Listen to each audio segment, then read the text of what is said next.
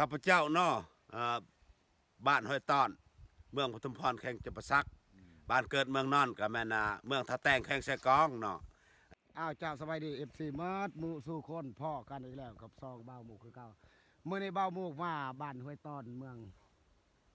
ปทุมพรแขวงจำปาสักมาสัมผัสเจ้าของสวนเพิ่นปลูกมักจองเห็นว่าพี่น้องหลายคนที่เห็นนี่เป็นปลามักจองว่าเป็นปลามักจองธรรมชาติในส่วนไรเขาเจ้าปลูกเมื่อในเบาหมู่สิไปสอบถามเขาเจ้าของปลูกมักจองนี่ระยะการปลูกไปเนาะคันเฮาได้รดน้ำได้รักษาโอ้ปลูกอยู่ในนี่ประมาณ2,000 กกโอ้ถือว่าแปลกเนาะเป็นไอเดียอีกสูตรหนึ่งการเกษตรของเราไอเดียปลูกมักจ้องนี่ใส่สวนเกษตรอิทธิกรมักจ้องพวกเราปลูกเป็นแถวแนวได้ในน้ำเล่าเนี่ยติดต่อได้เด้อข้าพเจ้าเนาะบ้านห้วยต้อนเมืองปทุมพรแข่งจำปาสัก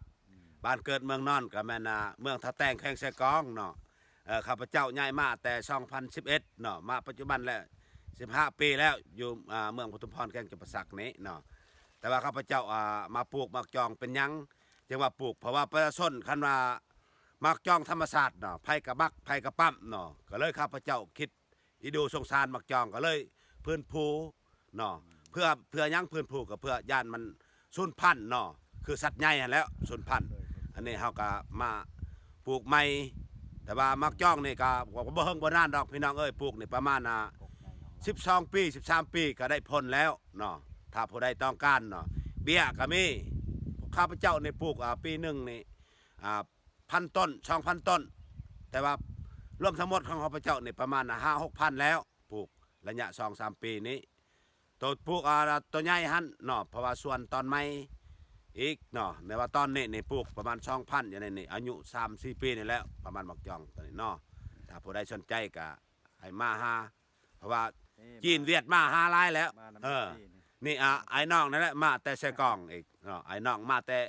ผู้ใดนำกันนี่แหละว่าตะกี้ก็อยู่ผู้ใดนี่แหละว่าข้าพเจ้านี่เป็นยังจึงว่าจังสันเนาะตะกี้ก็กินเผือกกินมันมาอยู่พี่ก็โอ้สัตถุบุญคุณภาครัฐคันเทิงและพ้นช่วยเหลือให้มาอยู่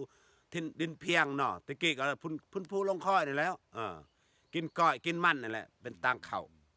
ฉะนั้นแล้วก็กาแฟใครอยากต้องกันกาแฟก็ประมาณ3นั่นแหละเฉพาะดินตอนนี้เนาะเฉพาะดินตอนนี้แมนแต่อยู่บนอีกก็4-5 เฮกตาร์ส่วนไร่เขาเจ้าบางคนก็บ่ฮู้มักจองอันนี้แล้วมักจองส่วนไร่เขาเจ้านิยมกินเด้อราคาแพงมักจองอันนี้ใบมันจะเป็นใบจังซี่มักจองเห็นบ่มักจองนี่เราปลูกอายุประมาณอยู่2 ปีเพิ่นเห็นว่าต้นคันว่าต้นสูงมันสิสูงนี่เป็นมักจองส่วนไร่500,000เนาะมักจองเนาะโอ้อันนี้ขอขอบใจเด้อทางอ้ายเพิ่นมื้อนี้ก็บ่ค่อยมีเวลามาทางนี้ก็เลยมาสัมภาษณ์อยากให้ทางโลกนี่ได้เห็นว่าคลิปนี้เนาะว่าเป็นก็อีกอันนึงเนาะคือมักจองเขาสามารถปลูกได้เนาะบางเทื่อมีหลายคนมีดินมีดอนดีกว่าสิปะเป็นดินเปล่าว่างเนาะเจ้าเฮามาหั่นปลูกเป็นมักจองเป็นพื้นภูแบบป่าดงนะก็ได้ผลผลิตอีกเนาะเป็นหมากเป็นผลก็ได้เจ้าขอบใจสมเสยขอบใจหัวหน้า